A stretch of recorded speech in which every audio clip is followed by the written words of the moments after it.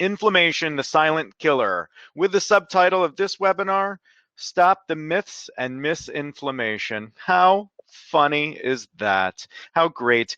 I say misinformation all the time. We're going to be talking about inflammation. You put the two together and you get misinflammation. How awesome.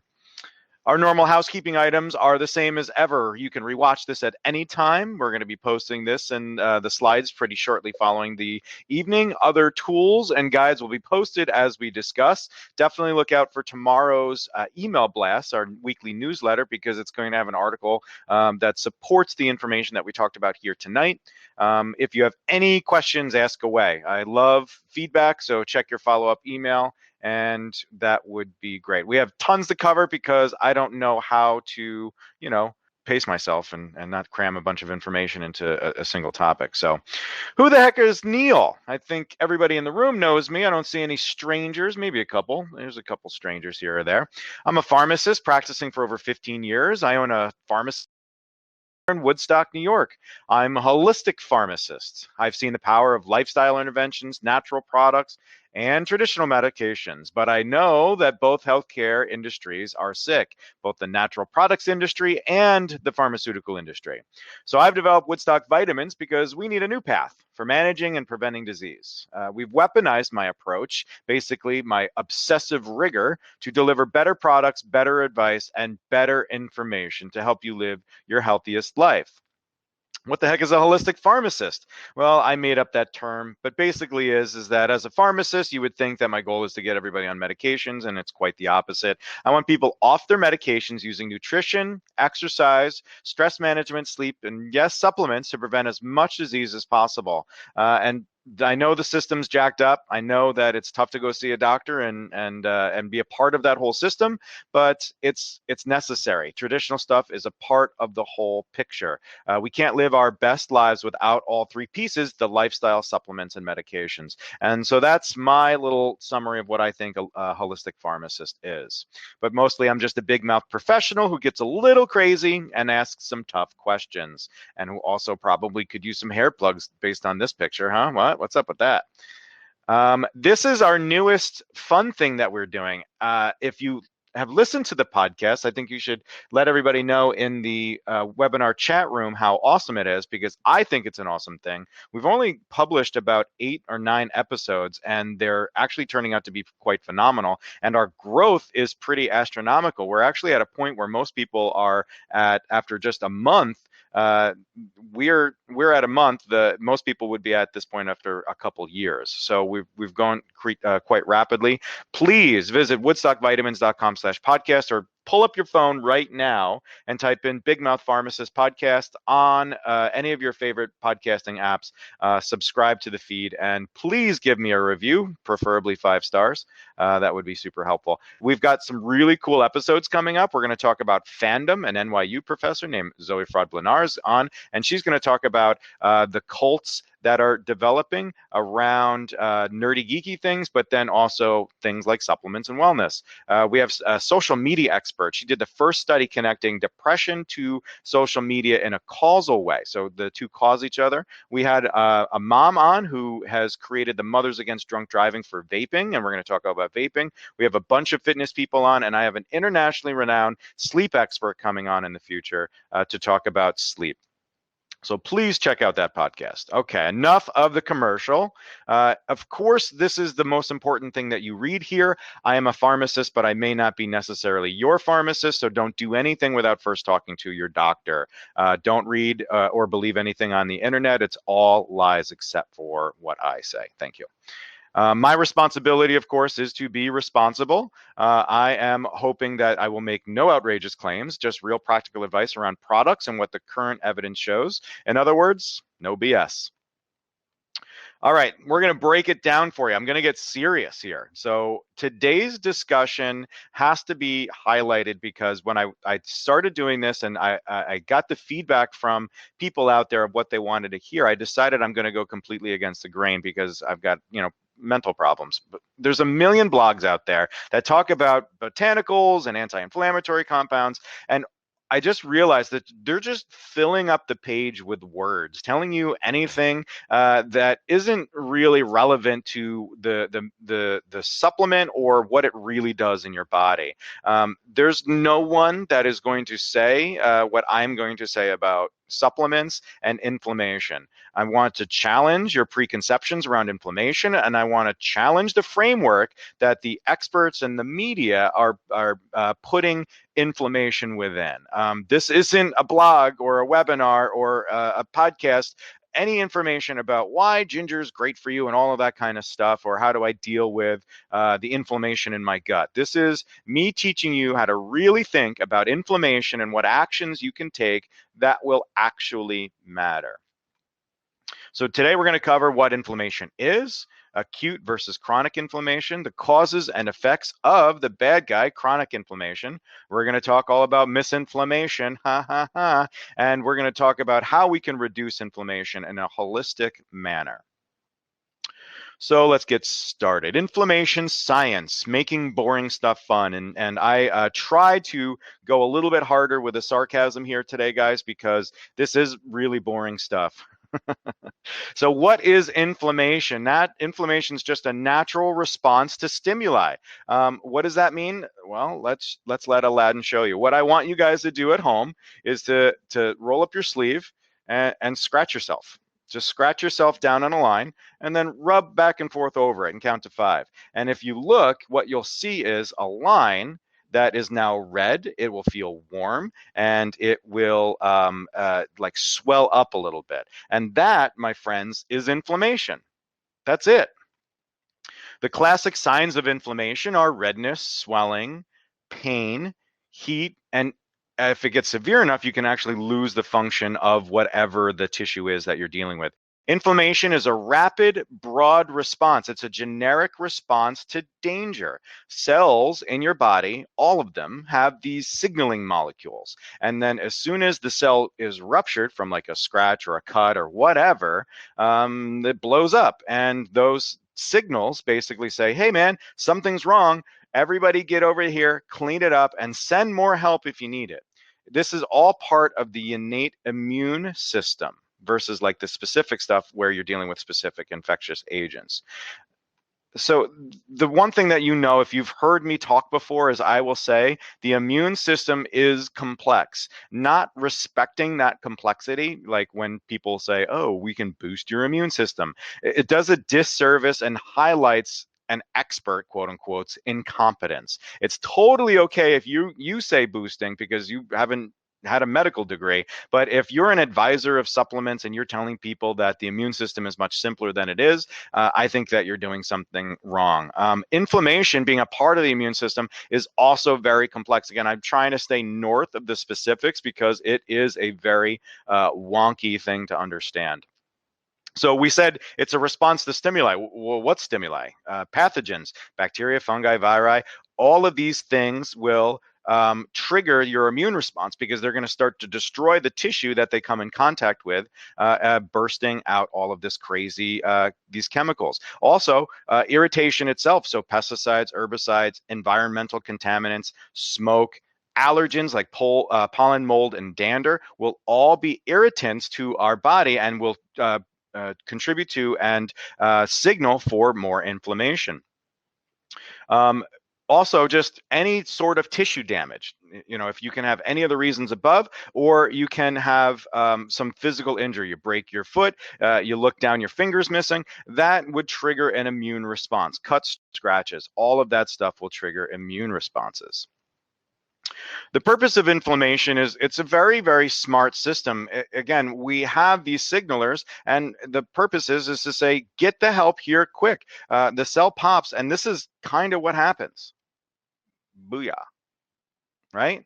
So I think that's a good representation because these signals go everywhere. These compounds are everywhere. So it's an over response. It's going a little bit too wonky or a little too crazy to attract as much to the scene as possible. So that's why, like when you get a cold and you have all of this inflammation, it's making you super stuffed up, even though you don't really feel that sick, but your whole being is boogery now because of all of this kind of stuff. I just really like to watch that guy throw those things around. So these signals will attempt to do a few things: eliminate the cause of the cell injury, clear out dead cells and dead tissue, and then start the repair process. So this is a good thing. The inflammation and the signalers are our body's first responders. So I want to give a little shout out to some Woodstock first responders. Hey guys, how's it going? Wish you were here. And so inflammation is good. And I don't know if you guys have heard otherwise, but a lot of people think inflammation is bad, but inflammation in general is good. How good is it? It's so good we call it cute. That's kind of a silly joke. Inflammation is necessary, especially the acute inflammation that happens in the first 2 weeks following a serious complication, a serious challenge to our system. Acute inflammation can be lasting up to 2 weeks. And if we were able to suppress this inflammation, that would be very bad. That means that if a bacteria got in our body and we didn't have our normal inflammatory responses, there's a really good chance that that infection could get worse before our body could fix it, and the body might not even fix it. Some inflammation can last 2 to 6 weeks, and this is called subacute inflammation. And I threw this little joke section in for the kids out there because I know I've got lots of teenagers watching. Some inflammation can get a little chronic. Oh yeah, Dr. Dre, Snoop Dogg. All right, so whatever. I was just doing it for the kids. Dr. Dre, of course, wrote an album called The Chronic. Snoop, he smokes marijuana occasionally. I think he partakes in the cannabis art. So that's just what I did there. So, but really, take two, chronic inflammation is a prolonged inflammation. It's inflammation that takes place over months to years. But this is the key differentiator. It's not just inflammation that happens for a long time, but what happens is those cells that are present at the site of inflammation that are normally there to clean up the mess, all right, they shift. And what happens is you have a simultaneous destruction and healing of that tissue. All right, this low level inflammation becomes activated even when there's no apparent injury or disease, just because there's all of this kind of complicated mess going on. So here's a great example. Part of the reason why I look so tired is because I've been having a media frenzy. I saw the Avengers and Game of Thrones, and like I didn't really like do this, without procrastinating. So I figure this is a good place to put in a Game of Thrones reference. I will not spoil anything, I promise, if you haven't seen the episode. But imagine for a second that you're running Castle Winterfell, right? You have to take care of all the people that live in the castle, feed them, keep them warm, but then build up your army in the event that, I don't know, a million white walkers are coming your way, zombies, right? So the zombies attack, okay? And there's fire and bedlam and death everywhere, and you're trying to fight, and you're eventually winning, against this invader. And then all of a sudden, this jerk comes along and he wakens the dead, and now you have to clean up your own dead, and it's just this horrible, horrible cycle. So a non-Game of Thrones reference, because I like analogies, you have a field here, and we've got to farm, I guess. I've never really done a day's worth of hard work in my life, so I guess you would have to maintain the fields, right, and do stuff there. So, but imagine if you're trying to do that, and there's an active war going on with all sorts of warships and bombs and everything, and you have to take care of your field, but not only do that, but you have to, make stuff like bacon wrapped corn and grow strawberries in the bowls. So these are things that need to be done, but then you have all of this complicated stuff. So how do you care for your soil if all of this war is going on? So I hope that is a couple good analogies that are a little bit funny. But the chronic inflammation then is a cycle. When unchecked, the immune system responding to the inflammatory signals will prompt white blood cells to attack nearby healthy tissues and organs. So without addressing it properly, you can get locked into the cycle. So you have to get rid of the cause. You got to kill the Night King. You got to stop the war. If you didn't get rid of the bug, you still have exposure to like some foreign material. You have an autoimmune disease. You have this acute inflammation process that just keeps going on, or you just have some general low-level inflammation caused by the lifestyle choices we make. You can have chronic inflammation. And what does chronic inflammation feel like? Well, it's not fun. All of the normal stuff, the pain and redness, if you look at your arm, it's probably nice and red like mine. If you had that all over the place, you'll have body pain and fatigue, insomnia, depression, anxiety, mood disorders, GI distress, weight gain, and you'll be more susceptible for infections. And it's not like you're suffering alone. It's a big global problem. 60% of people have one chronic condition associated with inflammation. 42% of the world have more than one. And this data is 5 years old. It's predicted to escalate pretty dramatically over the next 15 years. So here's our first piece, misinflammation. So the misinflammation that's out there says that inflammation is bad. Acute inflammation is a vital part of human immunity, growth, and life in general. So no, it's not bad. That's misinflammation. Chronic inflammation is a unique, complicated situation that's associated with feeling bad and serious diseases. So here's those diseases. I try to make a pretty comprehensive list. We know the 5 on the left: lung disease, arthritis, allergies, cardiovascular disease, diabetes, but there's a bunch of other diseases that are associated with this. Let me drink my tea real quick, which has caffeine, which is an inflammatory compound. But the tea is anti-inflammatory, so what does that do? I don't even know. So do you notice how I said that? Not the stuff about the tea. I said diseases associated with chronic inflammation. That was me just a moment ago. I didn't say diseases caused by chronic inflammation. And this is another piece of misinflammation. Inflammation is the root of all disease. Google inflammation right now. Well, actually, wait till you're done with this. And you will see this as one of the top themes that is presented by most blogs on the internet in the wellness space, is that chronic diseases are caused by chronic inflammation. And that broad claim that chronic inflammation is the root of all disease is inaccurate and irresponsible, if we're being honest. Because it's a chicken or the egg scenario. Elevated inflammatory factors, among other things seem to be a risk factor for chronic diseases. But what causes the inflammation in the first place? So if we look at this, take a step back, and we say, if you're diabetic, will you have chronic inflammation? And the answer is yes. Does chronic inflammation cause diabetes? Maybe. And it's leaning towards yes, but we have no real definitive stuff right now where we can say all diseases or big diseases are caused directly by inflammation alone.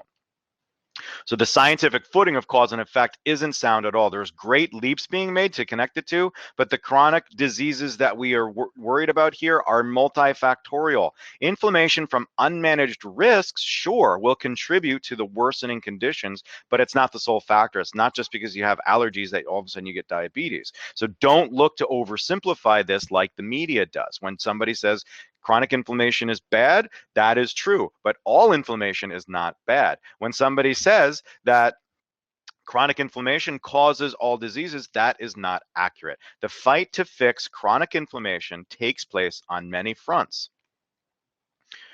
So Neal, I have all of those symptoms that you said chronic inflammation is, and then I even have a couple of those diseases. I have diabetes and cardiovascular disease. I feel tired all the time. Can I get a test to see if I have chronic inflammation and see how bad it is? So don't waste your time on the test. If you've got all those symptoms, yeah, you probably have chronic inflammation. But yes, there are tests.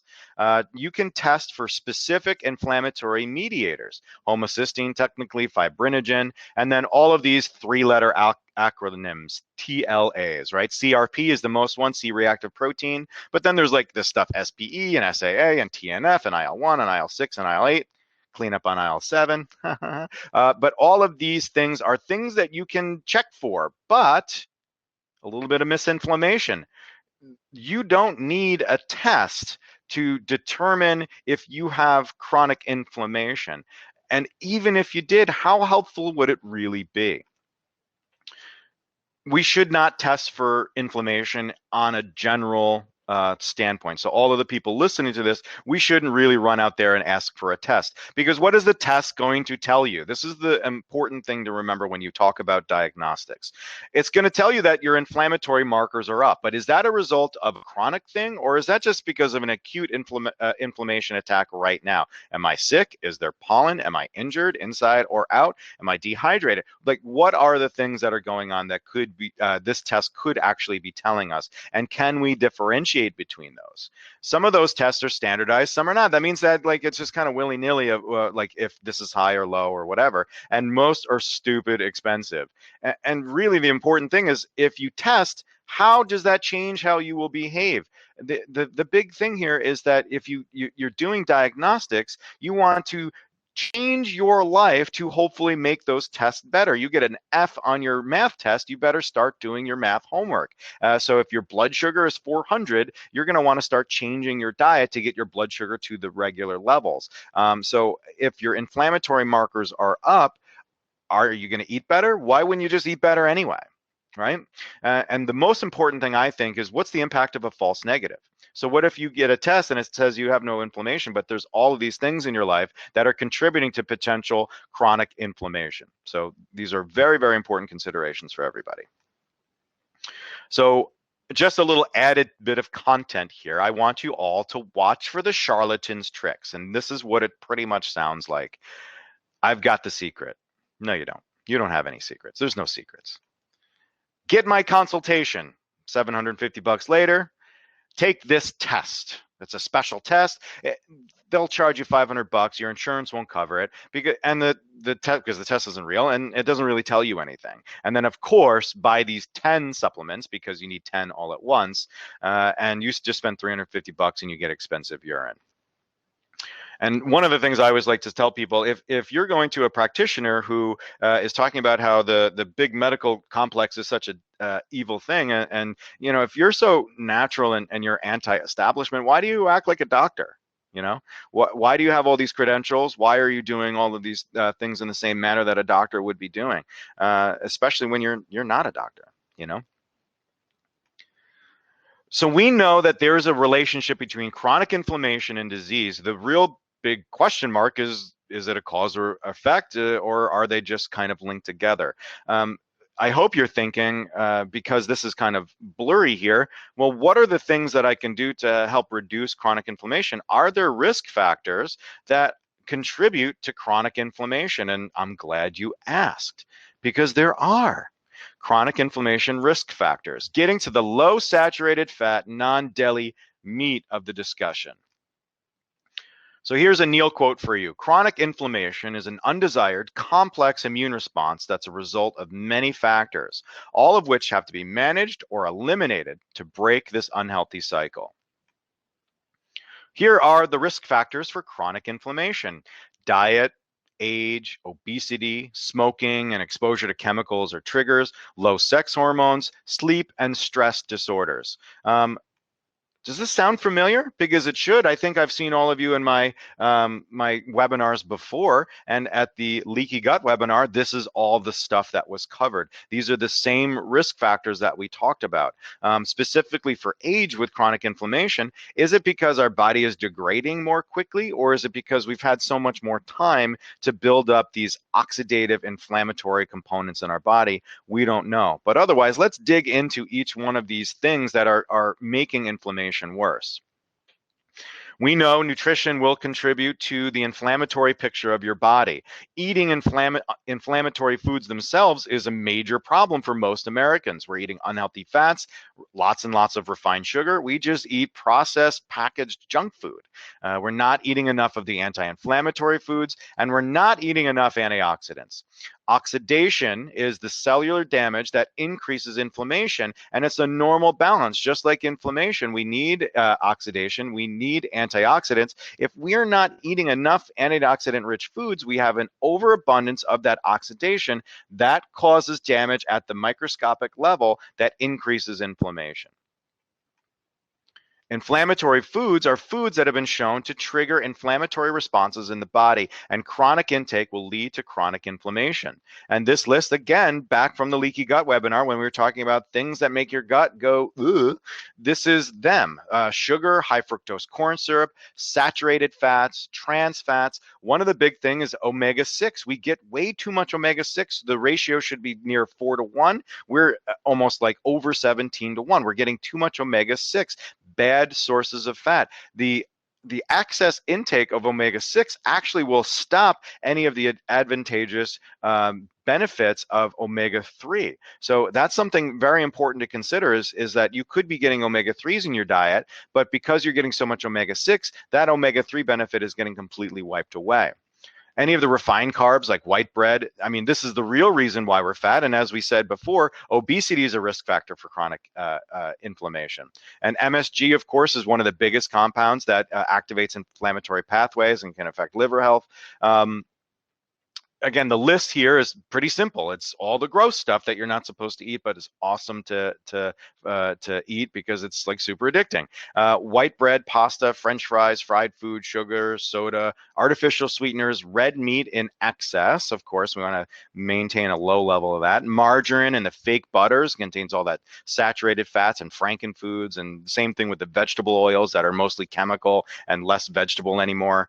Deli meats, as I said, contain AGEs, which are inflammatory, and processed packaged foods will contain one or more of all of these things that we just talked about. I am going to read this question because it's relevant. It's not good. Is it not good to eat hearts of hemp or ground flaxseed because they have both omega-6s as well as omega-3s? Tracy, great question. So she is asking, is flaxseed or hemp good to eat because of the omega-6 content? So flaxseed and hemp are great fibers. Okay, I would not be using them for their omega-3 and omega-6 content. We did a great article on flax on our website at woodstockvitamins.com. Just type flax at the top, and the first entry should be our blog article. And essentially, what we need to know is that the omega-3s that are found in these compounds are actually precursors to the active ingredients and aren't reliably converted over into those end compounds, EPA and DHA. So while they have precursor omega-3s, it's not really very helpful. And then the other thing is that flaxseed can go rancid. Flaxseed has compounds that can mess with your hormones a little bit. So it's good to limit the amount of flax that you're getting, grind it yourself if you can to prevent the rancidity, and use it not from a omega-6, omega-3 standpoint, but use it instead from a fiber standpoint. Anti-inflammatory foods are the healthy ones, the ones rich in greens, reds, and blues: tomatoes, avocado, olive oil, green leafy vegetables, broccoli, nuts, fatty fish, and fruits, especially blueberries, berries, and pineapples. I tell people you should be eating fish and blueberries every single day. Those are two things, that and a nice salad, three things that incorporated into your diet will take you very, very far. So this, of course, is a great summary slide, a screenshot, or if you want, again, tomorrow I'm going to have this kind of simplified for everybody to see. This is what you should be doing with inflammation and what you should not be doing with foods that can potentially be contributing to your inflammatory process in the body. Now, dehydration is another risk factor, another nutrition piece. What happens when you get dry skin? Redness, pain, swelling, inflammation. And that's happening where you can see it. Now imagine what's happening on the inside of your body because of dehydration. So we have this inflammatory process that gets escalated when we are dehydrated. Water's a lubricant. Our connective tissue and joints are mostly water. So when you have joints rubbing against each other and you're dehydrated, you're going to start stripping away that lubrication in between the joints. Too little water will lead to tissue damage, which will then lead to inflammation. And then water's an irrigant. So if you have all these gross things, we need to be drinking water to kind of flush everything through and keep that whole cycle moving. It allows the easy transport of the inflammatory and immune cells in and out of the area. So drink up. And this is how you maintain hydration. Drink half your body weight in ounces with a minimum of 64 ounces.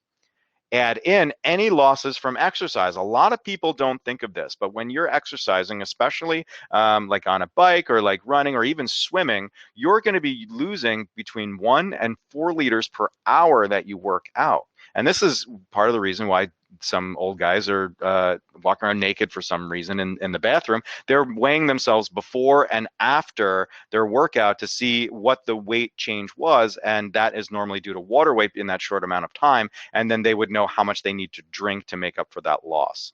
And then, of course, add about 8 ounces for each serving of caffeine and alcohol because those are dehydrating things. Again, on the blog, we have a hydration and cramps article that talks more about all of this. Sleep is connected to inflammation in a major way, and it actually goes back and forth. Good sleep helps us clear up inflammation, and inflammation prevents us from getting good sleep. Not all inflammation, of course, is bad. Inflammatory components, specifically these things called cytokines, are directly involved in inducing sleep. So we wrote an article about this as well. We have lots of good information about how to get good sleep. And again, that future podcast episode is going to be killer. But having good sleep will help your body clear up the inflammation. And if you treat inflammation, you'll get better sleep. So it just feeds itself. Obesity. Unfortunately, fat cells, like the ones I've got on me right now, are releasing a steady, low-grade level of those cytokines, inflammatory signalers. The higher the weight, the higher the release. So inflammation then also has some sort of role in insulin resistance, which makes the whole thing worse. So in order to get around this, lose weight via a healthy diet, get rid of those fat cells, and you will reduce this inflammation source that's leading to chronic inflammation and all of these different diseases. Stress is a big one. Stress, like inflammation, is good and can be needed. Like if you have a bear or your mother-in-law's coming over and you have that fight or flight response that you need. But constant stress can lead to an elevated cortisol level, and cortisol at a high level can start to suppress your immune response and hinder healthy inflammation. So it's important to know that being stressed can lead to tissue breakdown. So managing your stress in a healthy way, we talk about meditation and mindfulness, but there are other stressors, so like nutritional stress if you're not eating enough, psychological stress, the stuff that we're normally dealing with, but physical stress. I'm taking a medicine that's causing stress in my body, or it's causing some sort of physical harm. So all of these things need to be modified. And exercise. Moderate exercises produces anti-inflammatory compounds, and you don't have to do a lot. It's just 20 minutes of fast walking, and you're starting to produce anti-inflammatory compounds. Not intense at all, which is good for guys like me. But on the other hand, elite athletes can have increased inflammatory markers, i.e. marathon runners. And I personally believe that it's too far to run. And I'm going to throw in a joke here, everybody. My friend that I grew up with is a stand-up comedian, and I totally stole this with his permission, because the next section after this gets a little heavy. So ready for the joke? This is courtesy of Mike Spears. He said, I asked my runner friend why he wore Band-Aids on his nipples. He said it prevents chafing, which can lead to severe nipple bleeding. Then completely serious, he said, you've never run so far that your nipples bled? I've said, I've never run so far that I couldn't see where I started from. And that's how I feel about people that run so far. I can't do that kind of stuff. So thank you. Visit MikeSpears.com. Very, very funny dude. He's so funny that his website, I think, still sells CDs. So it takes a really funny guy to sell CDs in this day and age. I'm just kidding, Mike.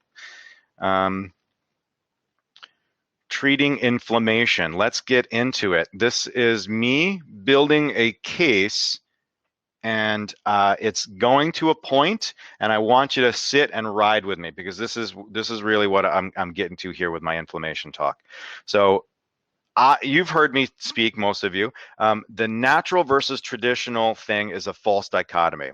I believe consumers are being misled by the natural products industry. They paint themselves as different from the traditional medical establishment. I believe they're the same, and that isn't a good or bad thing. It just is what it is. So with that being said, let's look at drugs versus supplements, okay? We are, put simply, a complex set of reactions. Breaks in those reactions are the attack points for our therapies. All medicine, natural and traditional, have only those attack points that they can use. What do I mean by that? Well, let's pretend that your body is a high school hallway. There are a limited number of doors that you can go in. Okay, the doors are your different body system or different cell types. It's not like a drug or an herb that's trying to get into the different classrooms is going to blow a hole in the wall. They are both going to be using the same set of doors that are there. So whether it's your body's natural compounds, drugs, or natural products that you buy at the supplement store, they're all going to be using the same pathways. So it's not like supplements are some novel, unique thing. They're going to be working just like drugs do. Drugs and supplements then are the keys. Some keys will open a very specific door, which is what we call the desired effect or the therapeutic effect. Your target, you're going to have a key that opens the door that you want. But some keys will open that door and others. And we often call that a side effect. So if you start interacting with a body system or a cell type that you don't really want to, you get a side effect. That's why when you start taking one medication and it causes a cough, that's an undesired effect because it's a key that is opening up two doors instead of just the one. In fact, most keys act like that. Most drugs, most supplements won't work on one thing. In fact, first day of class, first semester, freshman year of pharmacy college, my biology professor said there are three rules to drugs, and one of them was drugs don't do one thing. And that's probably the best lesson that stuck with me, is to understand that there is no black and white here, whether it's a supplement or a drug. They are not going to work on just one thing because our bodies are this complex mesh network. And it's an important thing to understand. Again, I'm building to something, so keep riding here. So what's the difference then between drugs and supplements? And in general, again, I'm oversimplifying things, but older drugs and supplements are similar. And what I mean by that is that older supplements and older drugs and supplements are those keys that work on multiple doors. So they're less refined. So they may have more side effect risk because of all the different body systems that they work on. Supplements tend to be weak if we were to compare their relative potency. If there are a drug that opens up one door and a supplement that opens up one door, those doors being heavy, the drug has no problem opening the door, or it may have a little bit of a struggle, but not too big of a deal. But supplements really have to push or pull on that door to get them open all the way. So from a misinflammation standpoint, there are people that say natural anti-inflammatory compounds are safer, especially when compared to medications. And this is where I'm going with this, is that people believe this bit of misinflammation. Natural anti-inflammatory compounds are going to interact with the same pathways that traditional anti-inflammatory compounds, like drugs, will. Natural products are often less potent or weaker than their drug counterparts, and because they're not studied as much, their side effect profiles are largely unknown and often downplayed. So here's a Neal quote for you. We're too quick to downplay the side effects and risks associated with natural products.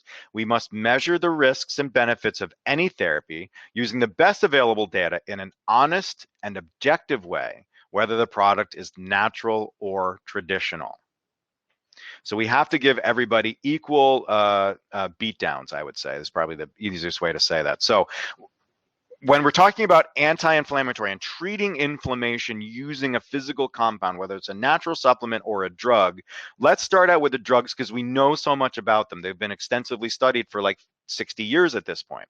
So at the cellular level, inflammation is created by that glitter bomb signalers being released. And those glitter bomb signals can be reduced by two major pathways: shutting down the production of the glitter and then turning off the guy flicking it in the air. Okay, so the COX enzymes, prostaglandin cytokines, get rid of those, or the NFKB system. Those are the two major pathways. Again, I'm trying to not get into the geeky stuff of this. The medicines, though, and the supplements will use these same pathways to reduce the inflammatory processes in the body. So anti-inflammatory medications, here's a pretty short list, but I wanted to include some of these things just so everybody knows where we're at. Steroids, we know that those will reduce inflammation. In fact, anybody that gets poison ivy knows that very well, that it reduces the redness and the itching and the swelling that happens from that widespread rash caused by that wonderful oil. Non-steroidal anti-inflammatory drugs, or NSAIDs like Advil and Aleve, are anti-inflammatory medications. It's in their name. But other drugs, two of them treating chronic illnesses we've talked about, metformin and statin drugs, both have anti-inflammatory effects. It's a very, very important thing. The other thing that we have is we have drugs that actually just suppress the immune system, and typically inflammation is a big part of that, and that includes the new biological type medication. So we know a lot about this from these medications. One of the things that I like to talk about is the idea of inflammation and pain, because pain is really only a perception. It's only how we feel about the pain. Pain is signaled by those same mediators that get released to attract all of those other cells to the site of the tissue damage. The tissue damage will lead to the inflammation, and then because you're reusing these joints over and over again, typically, they won't be able to heal. So you'll have this chronic inflammation, so this chronic release of pain signalers, okay? And so having all of this pain signalers will be constantly sending messages of, ow, this hurts. And that makes sense, I would assume, for everybody. But when you're using a medication for its anti-inflammatory benefit, is it really reducing inflammation in this situation? Or is it just changing how I feel about the pain? Because you can block and you can reduce the pain portion and still have inflammation present. And let me explain that a little bit. NSAIDs will reduce pain and inflammation both together because of how they work. Advil does that. In fact, most people will say, I want Advil because it's got the anti-inflammatory benefit. I don't want to take Tylenol, which does not. Pain reduction happens within hours, but this is something a lot of people don't understand. The anti-inflammatory component takes regular use for up to 2 weeks before it begins. So we look to anti-inflammatory drugs to help out with achy, breaky joints, but we're not really getting that anti-inflammatory benefit. We're just getting the pain modulation benefit from there because it's in that same kind of jumbled system. And this is the case with other anti-inflammatory compounds. They require repeated use in order for that to be beneficial. So a single dose of Advil, turmeric, ginger, it doesn't reduce inflammation. Continuous use does. So now we're at a place where it's like these things will do the same thing. These drugs and these supplements work on the same pathways. And in order to get that anti-inflammatory benefit, we have to take it every single day. So that makes sense. Let's take it on the regular to reduce the inflammation and help with the disease. But here's the thing. We don't know if these anti-inflammatory compounds are going to treat inflammation in that way. So just because you take an anti-inflammatory drug and you're reducing the chronic inflammation, the markers of inflammation, are we stopping the disease in its track? Are we reducing chronic inflammation? Or is it just the markers going down? And that answer that you will get is very specific to the condition. There's no generalizations here. Okay, so using an anti-inflammatory drug on a chronic basis may change the inflammatory signalers that are out there, but it might not necessarily impact the disease in any way. All right, so I want to bring NSAIDs out because a lot of people hate medications anyway. So let's talk about the downsides of continuous use of anti-inflammatory drugs. If I said to you all right now, I want you to take Advil every single day at a high dose, what would you say? And I would hope that you would say no, because of the problems. We know that the dose and duration of therapy can increase your risk for serious side effects. Drugs that affect these inflammation pathways have those same risks. So if you have an NSAID and you know that it causes these side effects, anything else that will go down that path will probably cause those same side effects. And in the case of NSAIDs, again, I'm pointing out the bad sides. I'm not saying that they're not needed or you shouldn't be using them. What I'm saying is that NSAIDs can cause gut ulcers, they can cause bleeding, they can cause kidney disease, they can reduce wound healing and heart attacks. And the reason we know that is because they've been studied comprehensively. NSAID do this on a more frequent basis because they're more potent than other things out there. So here's some food for thought. If all these compounds, natural and traditional, are working on the exact same pathways, aren't they really the same thing? Wouldn't the positives of the therapies be equal if we gave equal amounts? So if we're saying that NSAIDs will reduce inflammation and for some reason we find out that that reduces the chronic disease, couldn't we use something that's equal, working on those same pathways to get that same effect? We would assume so, right? But then wouldn't all the negatives be equal too? And again, the reason that I say this, I'm working towards one point. Before we swallow the info they put out there about natural anti-inflammatory compounds being okay to use in the long term, let's be honest about what we're chewing on. Because here's the fear. This is where we're going with inflammation. Right here, this slide. We use supplement forms of plants to reduce inflammation, thinking that they're safer. We're more likely to use them longer and even push the envelope of dosing. In reality, the risks are quite possibly the same as with traditional medicine, especially with continued use or higher doses. And here's the point. Non-judicial use of natural anti-inflammatory supplements, specifically turmeric, I'm looking at you, will be our next oopsie moment in science. People are taking way too much of these things, thinking that they're anti-inflammatory and that means good and they're safe because they're a supplement, but that's not the case because they're all going to be working on the same systems in the body and therefore could potentially have all of the same risks with high dose continuous use. Boom. Mind blown, right? So if I was a blog writer, I would have written about turmeric and frankincense and ginger and all these anti-inflammatory compounds. And here they are for you to see them because you should know what these anti-inflammatory supplements are. I'm just saying take pause before you use them every single day without thinking about these risks. There are small bits of data that say that these same things work on the same pathways as traditional medicines. They reduce markers of inflammation, and there's lots of data to support that these supplements work in that way. But is there any clinically relevant improvement of the severity of any of these chronic diseases? Is there a reduction of life-threatening events? We should be asking the same thing of any prescription we take, right? I'm not just beating up supplements here. I'm telling you anything that we talk about, this is what we need to be thinking about. So the big question, are we wasting our time and are we exposing ourselves to risk by using these things non-judiciously? The shortcuts never work. Long-term use of medications and supplements are shortcuts. I told you as a holistic pharmacist, I care about bigger stuff than supplements and drugs. No amount of ginger tea will overcome a high saturated fat diet, excess body fat, poor sleep, not eating any fruits and vegetables. Don't let them sell you shortcuts.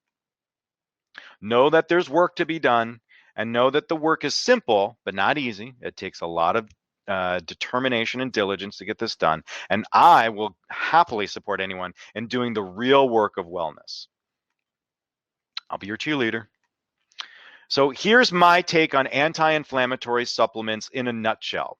The short-term use of the ones that actually do something like turmeric and boswellia, fine, go right ahead and use it.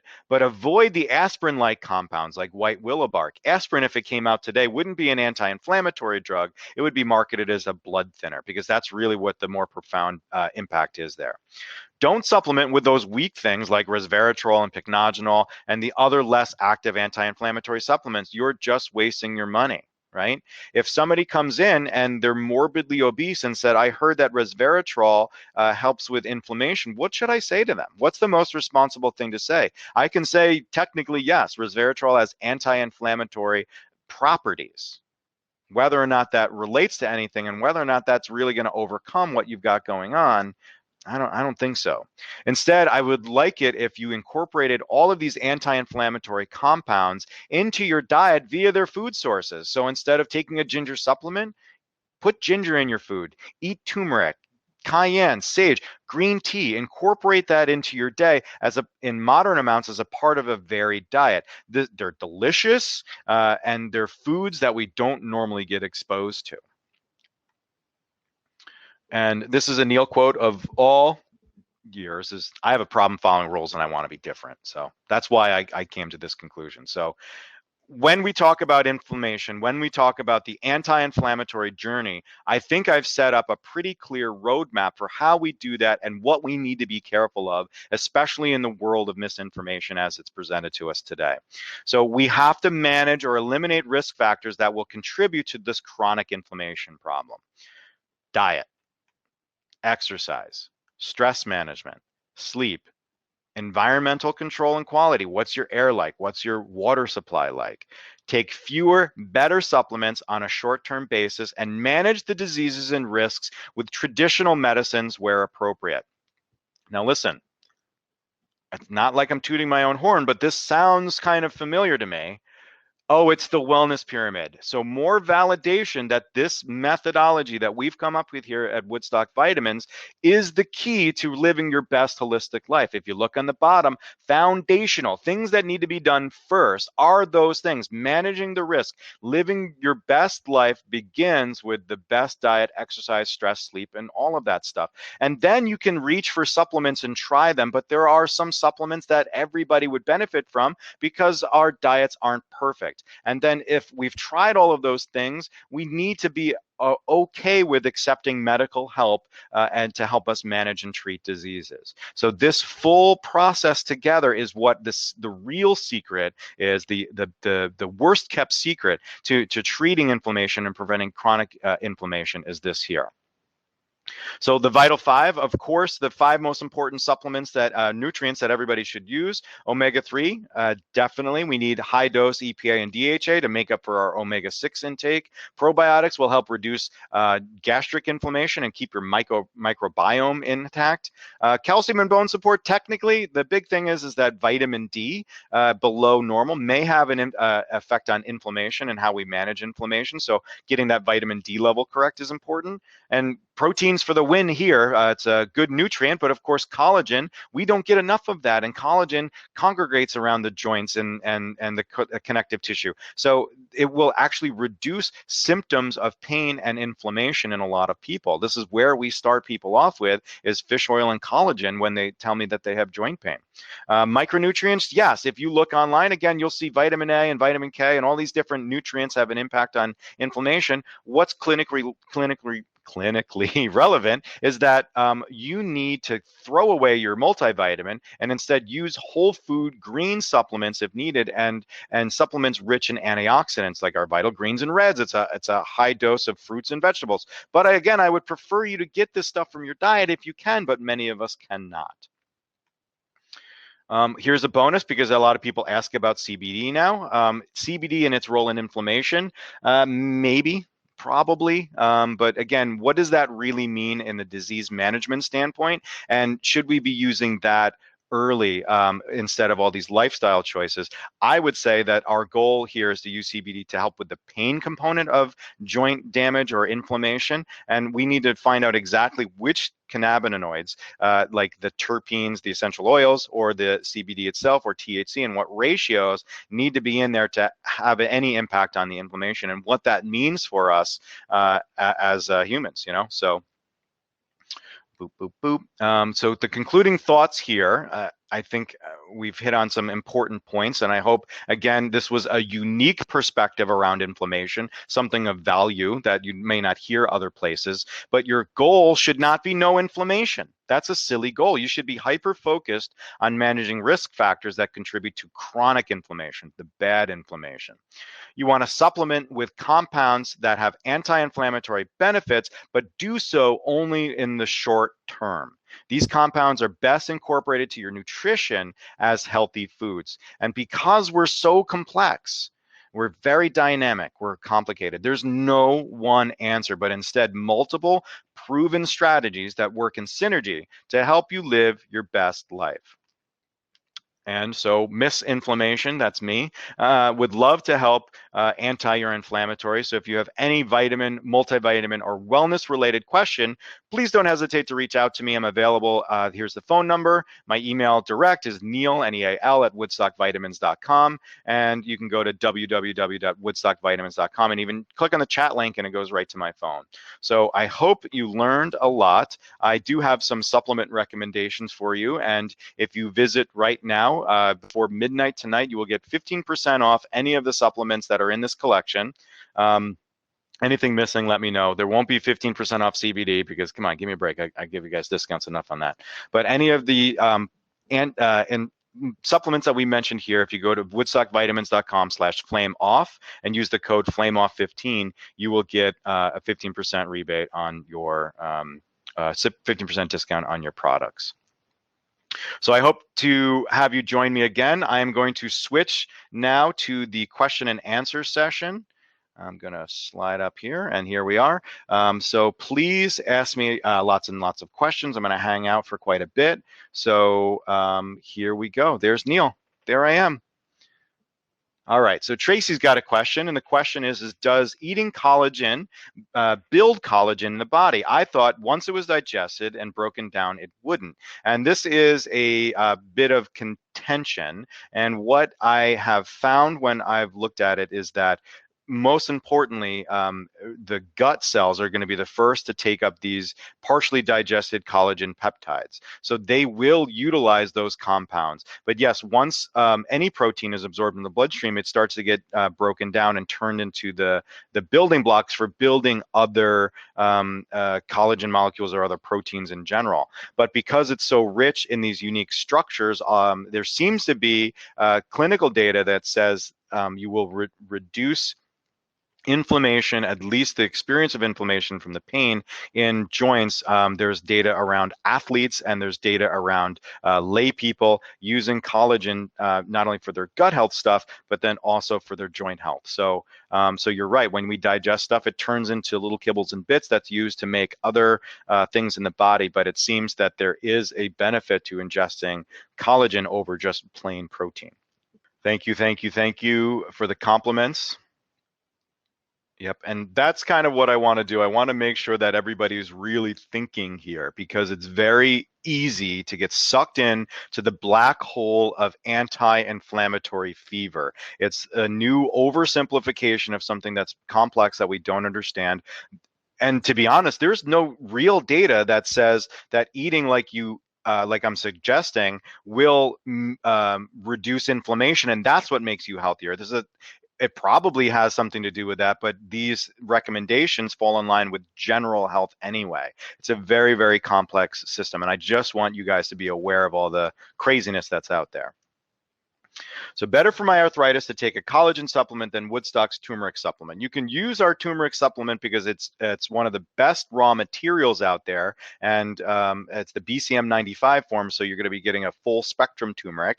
You're going to be getting a clean product because I'm checking them quite strictly every time that they send us a new lot. And then the other thing is that it helps with pain. It can reduce pain, but using that on a long-term basis, so 6 months or more, may not be the wisest thing. So it may be smart to take some time off and make sure that you understand that it's working on those same pathways that traditional NSAIDs will. So we have to be concerned about our heart health, our kidney health, our stomach health. All of that stuff is still at risk. So collagen, I guess the different question that you're asking is what's the batting order? If I have joint pain, which may be an inflammatory thing, what can I do from a nutritional standpoint? So let's assume that we've taken care of all of the things on the bottom of the pyramid, the diet, lifestyle, stress, exercise, environmental controls, all of that stuff. We move next into the vital five.